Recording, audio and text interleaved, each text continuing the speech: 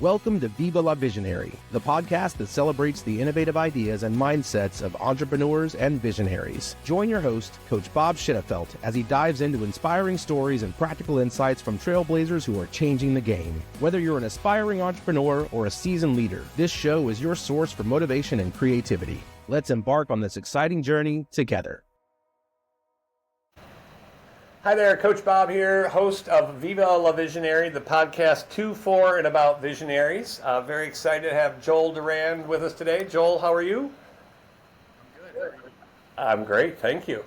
So my first question, I like to start, nice and easy with a softball question. So Joel, why are you on this planet? What's your legacy that you're leaving? I'm starting out light, and then we can progress to the. We're jumping in the deep end, right? Yeah. That's a great question. I don't know if I've really figured that out yet. I would say that I know what I love and I know what drives me every day. But as far as my overarching purpose, I don't know if I've got that completely figured out yet. And I don't know if one ever figures it out. To me, it's a journey. And so, to start somewhere, and that's where I love being with other people, to start to share. So what do you love to do and great at? And what is the kind of the outcome or the impact that has? Because I know you're great at a lot of things. Yeah, I would say I would say my longest passion has been my love of business. Right. That's actually what got me into what I do today. I was at a ball game with my current girlfriend, and her husband had just sold his company, and my girlfriend at the time is like, "This sounds like he's working as a business broker. It sounds like a job that you would be interested in." And I was like, "So you're gonna pay me six figures to stand around and talk about business all day? I would do that for free." Right. So it's awesome to me to be able to sit down with business owners and hear the war stories. I love to hear the war stories. Like, what was the problem that you overcame? What was your, I don't know if this is going to work moment? Right. And it's just super fascinating to me, to hear about all the different business models and all the different levels of finance. All those things have really driven my career from business broker to M&A advisor. I still love it. I still sit down and just, if somebody starts telling me a story, right. I'm here to stay there as long as the story takes to finish. I want to hear all the details, like all right. everything. Good. All right. Well, we got 4 hours together. No, I'm just kidding. So that's awesome. Well, cool. And then when did you first realize you were a visionary? Ooh, that's a good question. Yeah, I mean, I didn't even know what a visionary was until Rufus Bresson started telling me about your group.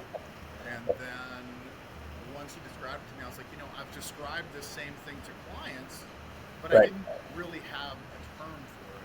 Right. I just thought of it as there being really two different types of business owners, which is what my experience is, that there is a business owner that is the guy that wants to chase the new things and they have all the ideas, and then you have your game manager quarterback who's the guy who's going to come in and they're going to run the company day in and day out. That other guy, right. who I am, I have no interest in doing that. Right. I don't want to come in and I don't want to show up. I mean, that's just not how I'm wired. I get on a tangent and I'll stay up all night working on something just because I'm so excited about it, I can't put it down. Right. Well, it's interesting. My brother is a private equity firm, and it's through learning more about who I am in business and all the visionary work working with them and for them and about them, it's helped him because he would deal with a visionary. He's like, all right, dude, just put it into a PowerPoint and send it out. And the guy's like, I don't know how to do a PowerPoint. And he's like, you're an idiot. And then now he's like, oh, you're a visionary. So something that he can do in 30 seconds. But then he's really, truly embracing the visionary and building the team around him. So it's an interesting thing. But then what do you think, what is your definition of the role of the visionary? What are we supposed to do or be as a visionary? Ooh. I mean, that's a good question. I would say that vision is number one. without a doubt. Most people don't have, and to me it just seems so basic and it seems so logical and so intuitive to connect dots. Right. But I think that most of the population, even a business owner, is not great at that. Right. And if you're a pioneer, which I believe, all pioneers are pretty much visionaries. Right. Agreed. Exceptions. That's what you're doing. You're taking things that have existed wherever they are and piecing them together to create something new. Right. Whether that's materials for a product or whether it's code for a software company.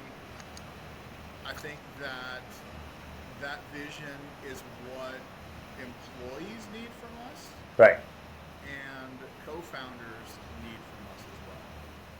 So I appreciate that. It's interesting. I've been an implementer. I've retired from that, but for almost 10 years. And in EOS, which again Gino brilliantly created, we start with the vision side. We start with a little bit of traction, but it's like, what are our core values and who are we? It's like, we have stuff to do. And it's like, but if we don't understand that vision, like you said, our employees need it, our customers need it, our prospects need it. And then everything stems from that. And so I know in the past I would say, here's the vision, and I'd run off, and like, how come people haven't followed it? So it's like, to be able to communicate it clearly and simply is a huge need, I think, for what we do. I appreciate that. So what's one lesson you've learned as a visionary, either in life or in business, something that, hey, when I implemented this or stopped doing that, it really took me to the next level? Is there a kind of a lesson learned you could share as a visionary? Well, I would say my first big lesson was that you only fail when you stop trying. Right, love it. That would be lesson number one. I think that is probably the biggest mistake that I see people making is they just give up.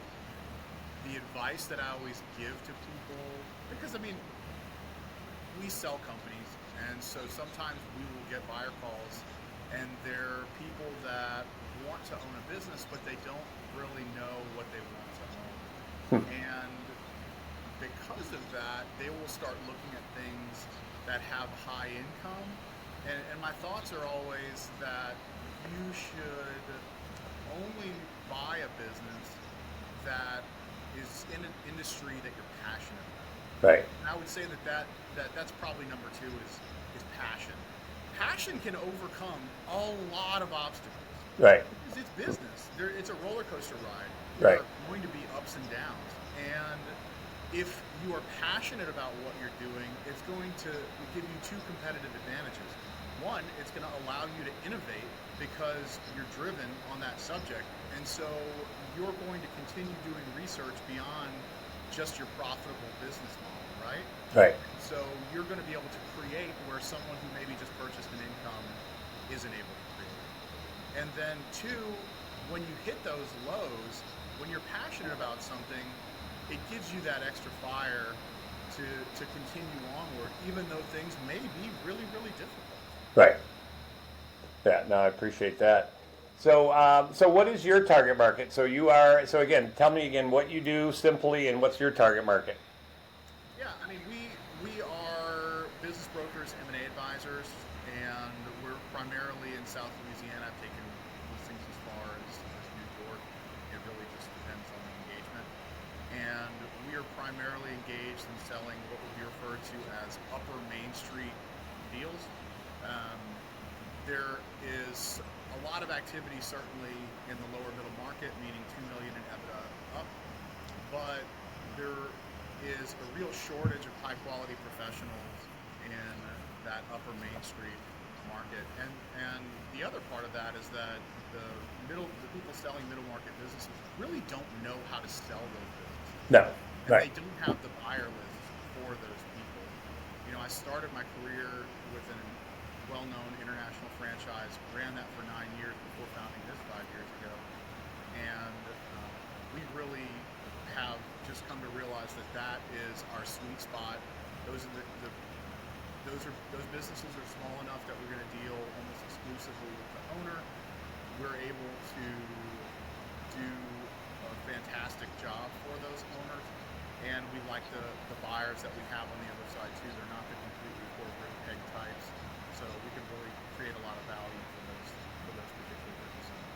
Awesome.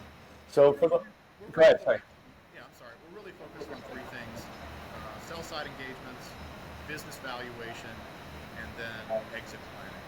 And we're starting to integrate that exit planning, um, not as a specialty anymore, but we're just starting to just put that on all of our deals because it's just such a needed thing across the board for all sellers, and most Main Street owners, really don't understand that. Right. So for those of us visionaries that maybe aren't planning to sell, is there one piece of experience share you would give us to? Because I know some people say, build it to sell it, and you can always say no, or figure out what is your net worth, or what are the things that I can do to increase my net worth. Any other advice for those of us who aren't necessarily selling yet, but things that we could do as a business owner to increase our value and whatever else it might be? Yeah, that's a really good question, and I think that that's probably a question that business owners. I know certainly when I first started out in business, one of the things that still drives me today is that my first successful company, making six figures, 2.5 million a year in sales, just bootstrapped it, and I got to this place where I really didn't know what was next, Right. and that is a scary, scary feeling. And I think it's probably easier now because there's more information readily available. But I would say that this is where an M&A advisor can help you, even if you're not ready to go to market yet. Right. They can help you to determine, one, what is the current value of your company, and more importantly, the value, if you're not selling, is not super important. The why it is valued that way Right. is. Right. Some of the best decisions that I've made as a business owner were just spending money to learn things that I didn't know. We do management consulting, and in my first ever management consulting workshop, I took so much of that away that over the next 2 years I implemented those things and solved a lot of problems in my business. Right. So that type of assessment advice is we do valuations with and include a business assessment. If it's a Main Street company, we're typically going to use the 8 drivers of value. But if it's a company that is looking to target private equity at an eventual date, we do also have a program that is driven, and we're going to roll it out based on size and really the understanding of the owner. Where are you now? Okay. Right. Based on that, your value here, this is what this could look like over the next several years. So, and then we're able to give a year-by-year playbook to that business owner to show them what to implement over the next several years.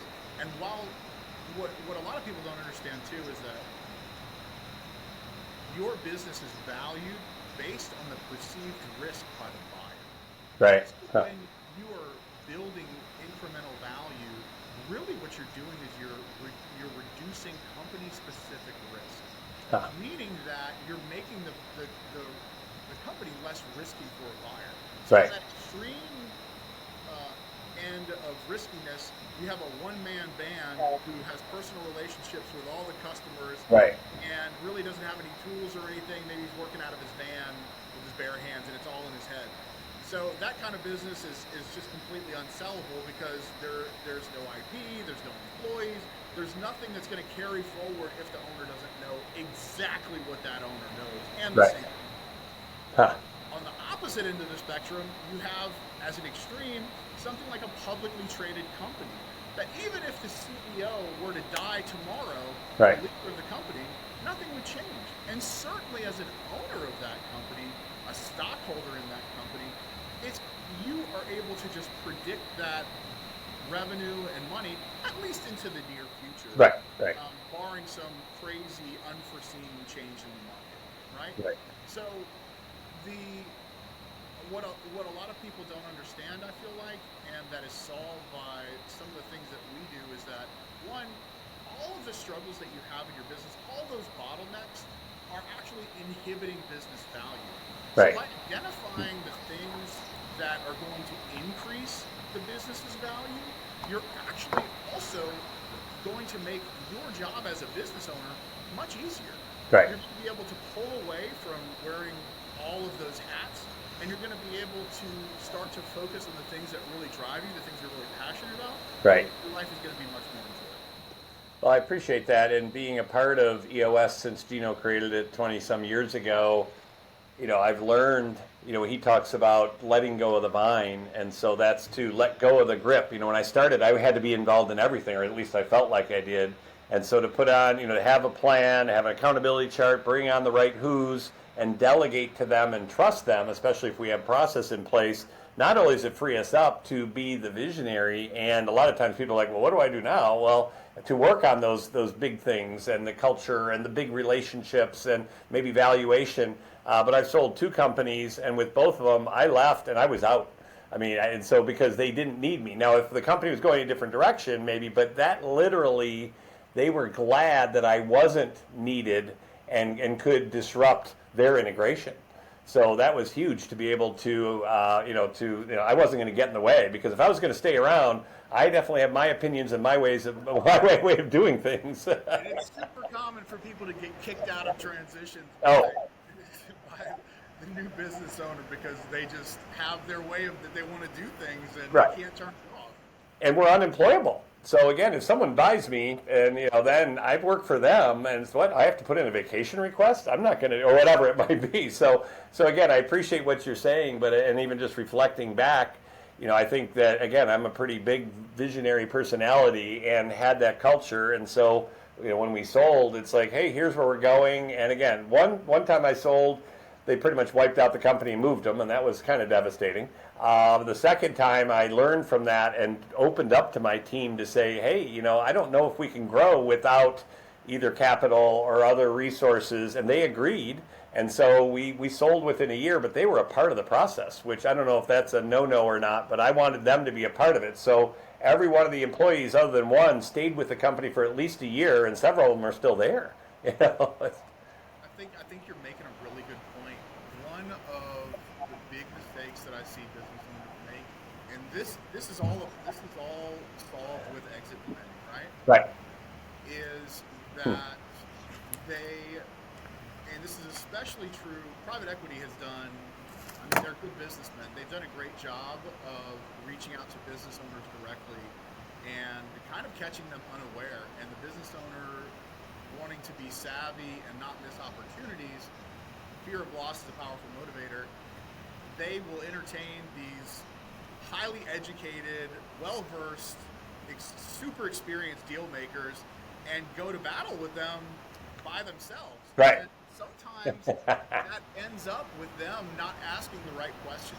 Right. And the situation that you had is one of those situations, and you learn a painful lesson from that. Right. I'm sure that all buyers are not created, and you should be vetting a buyer just as much as that buyer is vetting you. Right. You want your legacy to continue onward. If you want to take care of these people that have established your company, and that's a goal for a lot of people, and it's a Right. noble goal. Right. And so I think that that's where a deal maker with a structured process can really help. Right. I had a client the other day who had a similar one-off call like that, and didn't want to miss an opportunity, and we happened to be going through evaluation at the time, and so I got on the call with him, and we get off the call, and he's like, "Oh my God, it's exactly what you said it was." He's like, "It's exactly what you said it was." I'm like, Right. I know it is. Right. You can't override experience in that situation, Right. and that was a situation where it was a very good buyer. They're a strong strategic acquisition for that buyer, but that buyer is also inexperienced. And Right. so he really is probably going to end up leading that process if they were to go forward, because they just don't know what they're doing. Right. And so,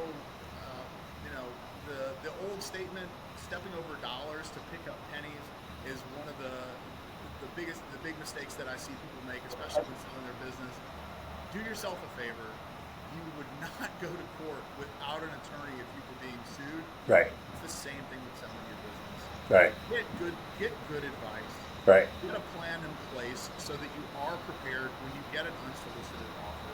know your business value, know the things that are driving the value of your business, and it will make your life so much easier. It's just, and the flip side of that is getting a personal financial plan so that you understand what your overall life is going to look like in business and that financial personal side, so that you can sleep really, really well at night. Right. I love it.